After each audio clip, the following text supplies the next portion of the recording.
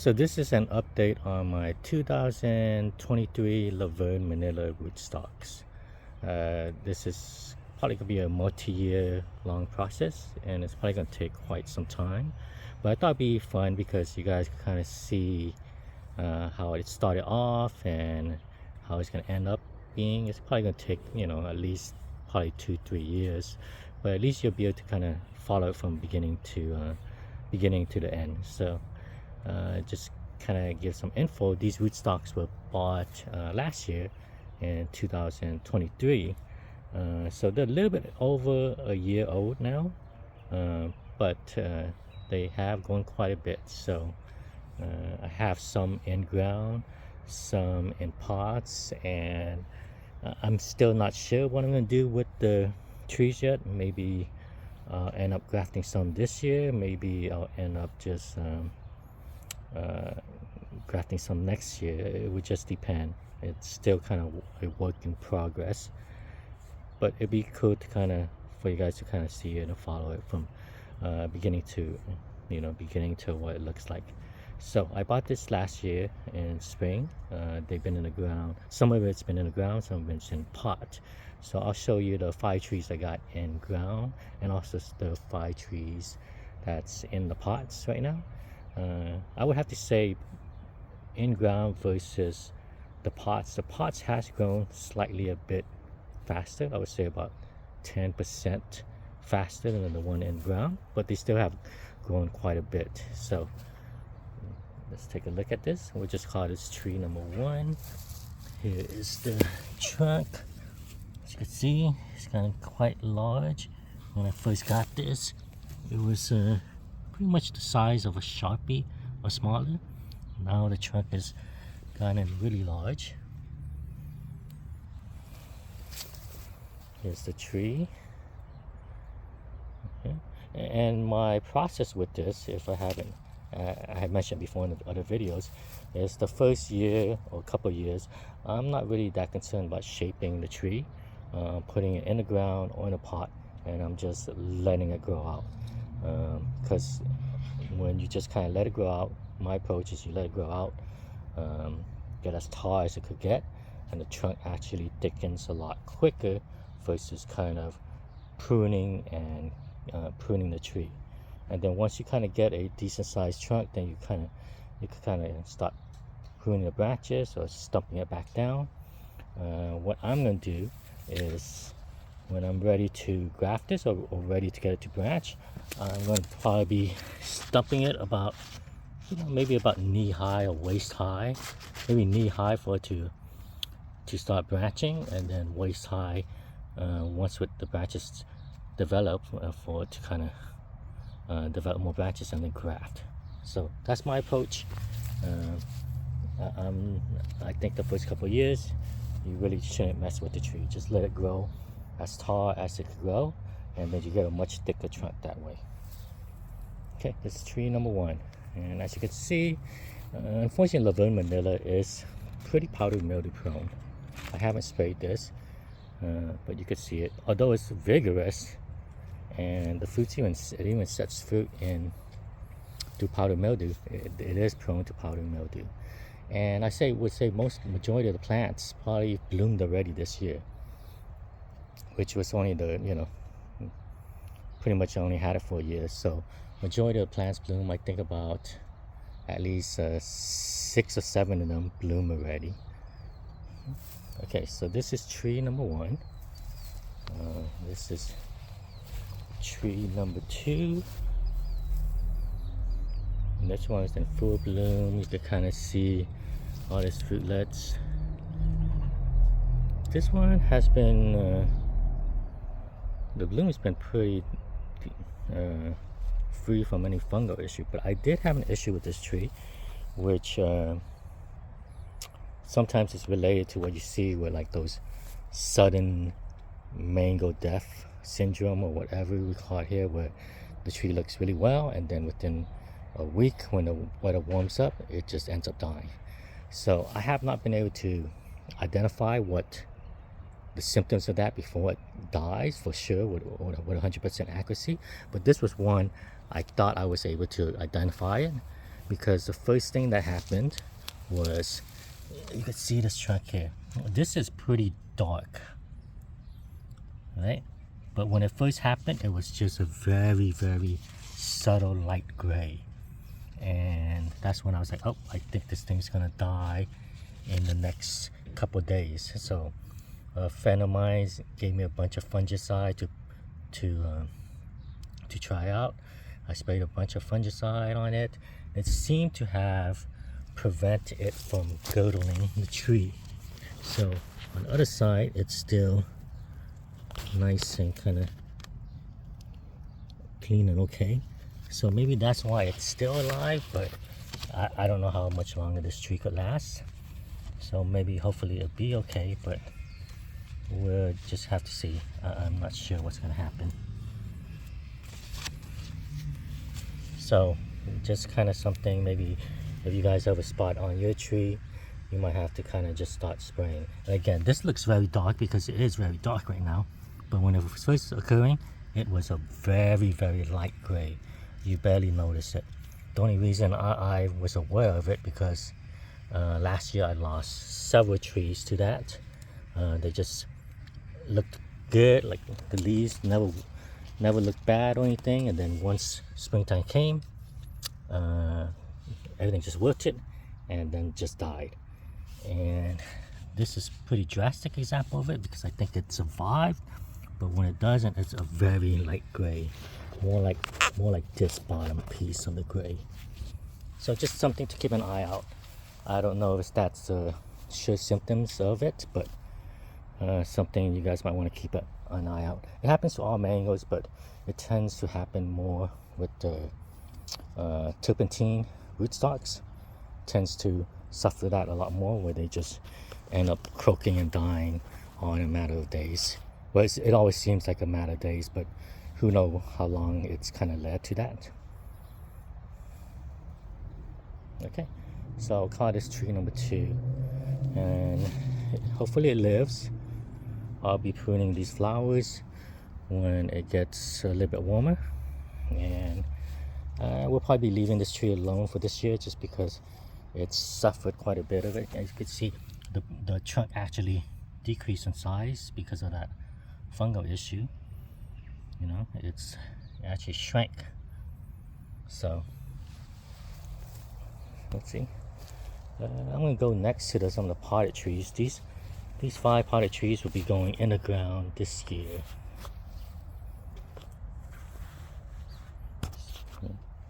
They've done quite well. Let me grab a Sharpie.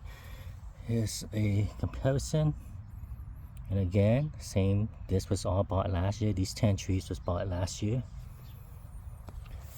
And again, I did no pruning. And what I did with this is a 15 gallon. I took it out of the 5 gallon. I didn't remove any of the soil.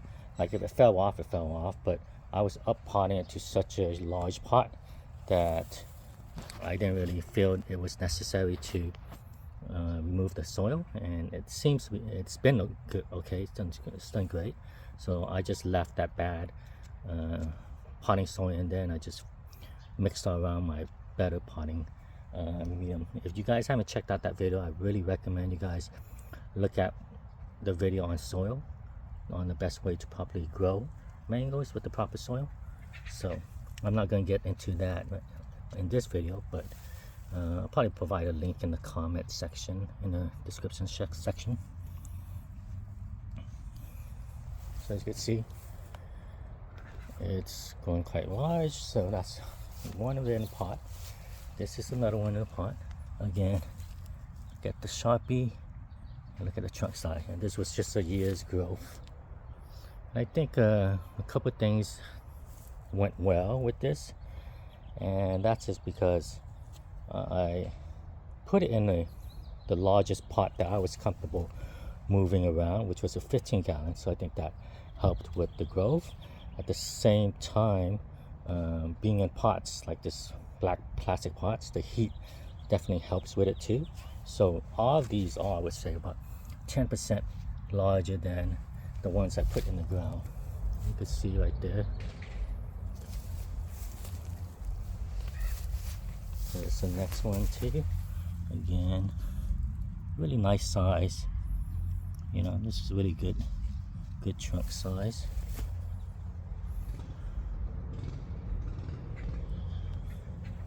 And I didn't use any fertilizer or anything, but I'm sure the potting medium that the Home Depot stuff came in, it's pretty bad, but it probably had some pellets, you know, fertilizer pellets in there.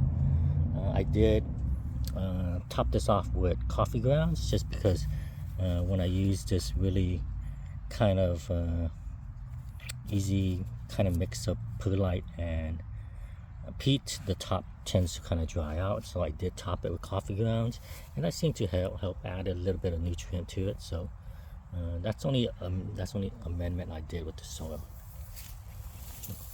Here's the next one. Same thing, a really nice size. This will be going in the ground this year. Hopefully this weekend when I have some time. And here's the last one. And this one has the most branches on it. Maybe 1, 2, 3, 4, 5, like 5 or 6 branches. And I think because of so many branches, the trunk didn't get quite as large as the other ones. You know, I prefer a more upright kind of single trunk when I'm trying to get growth on the trunk on these. So that's why you don't see me pruning it. But eventually you're gonna have to prune all of these because it does kind of get weepy. You could either stake it in a way to keep it from getting weepy, but you know that is a lot of work. But people have done it where you use kind of like stakes, not directly on the trunk, but 3 stakes maybe on the side, and then you kind of like help it kind of stay upright with some, you know, something like that. Maybe 3 stakes. That's what I would do. Or you could just go ahead and prune it.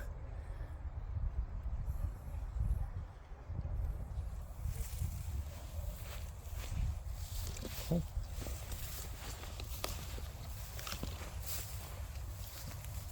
Next tree right here, we'll call this tree number 3. Again, signs of powdery mildew. Had like a tiny mini bloom. Here's the trunk.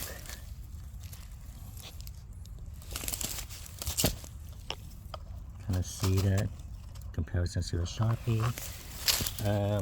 These little ceilings right here, it's actually a tofu ceiling, so I kind of put in there next to it.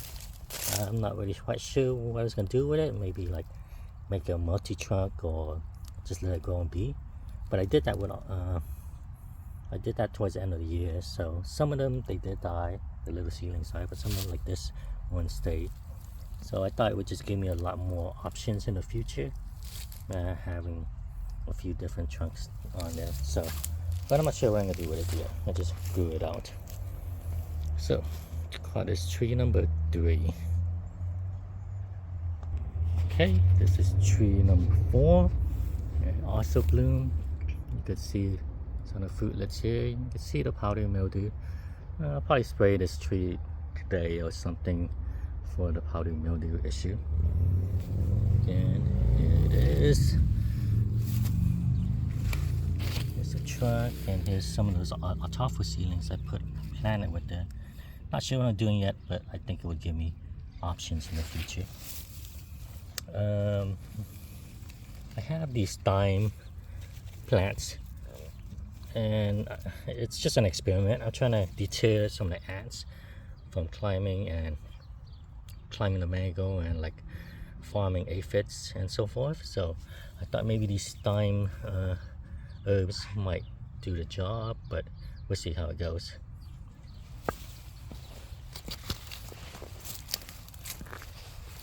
Okay, here's the next tree, which is the smallest one, which I'll be removing. Have not liked the way it's grown at all. So it's very tiny compared to the rest, and I think that happens. Sometimes you get one that's like a runt that just doesn't do well, and this was it. So I'll be digging this out and putting one of the larger ones I have on it.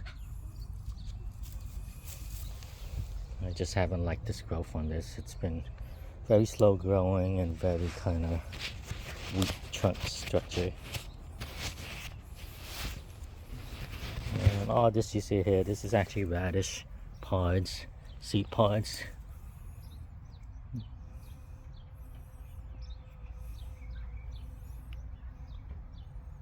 I actually found out that this is edible. Tastes like a mild radish. That's not mango related, but just if you were wondering what these flowers are. They're very nice flowers.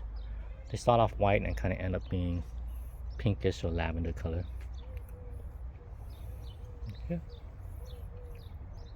Okay, so that is my update on the 2023 Verne Manila rootstock. It's going to be a long multi-year process, but it's something you'll see me update once in a while if I have changes and stuff, but probably not a monthly update, just because most of the times nothing's probably going to be happening with them. But it'd be something cool to kind of follow me on. You want to see it from my process from beginning to the end process of how they're going to look like. All right, thanks everyone.